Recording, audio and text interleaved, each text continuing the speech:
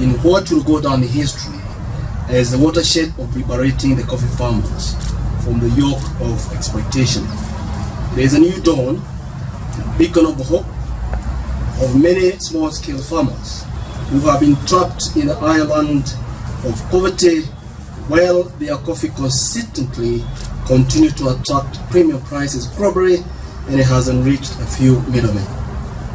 Your Excellency, His Excellency the President Uhuru Kenyatta appointed a national task force on the coffee reform and the coffee subsector reform that conducted a rigorous value chain analysis of the subsector and recommended farmer-centric turnaround strategy.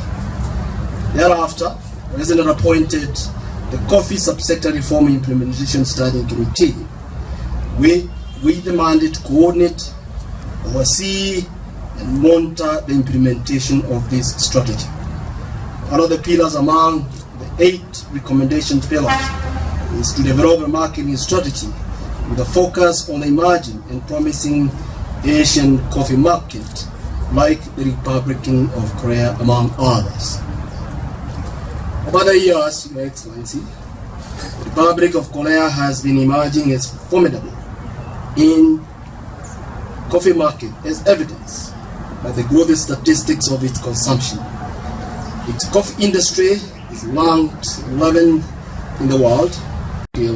Farmers drawn from Kericho, Nandi, and Bomet are estimated 100 shillings per kilo of check.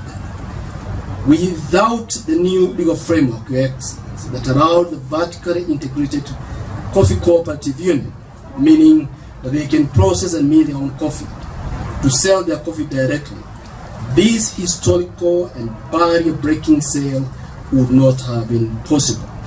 For this reason, Your Excellency, and many more, the credit first goes to the President for his unrelenting focus on the coffee reform to fulfill his vision of putting more money in the coffee farmer's pocket.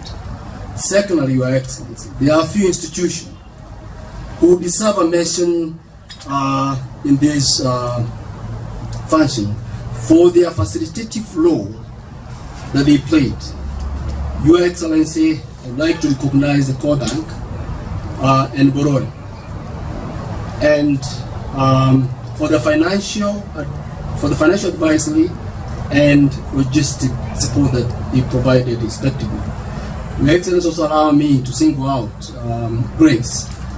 Grace was preceded, I think, Jackie.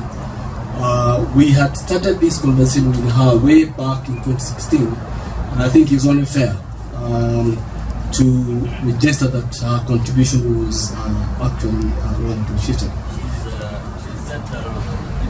Okay, cooperative union for taking the initiative of breaking the ban.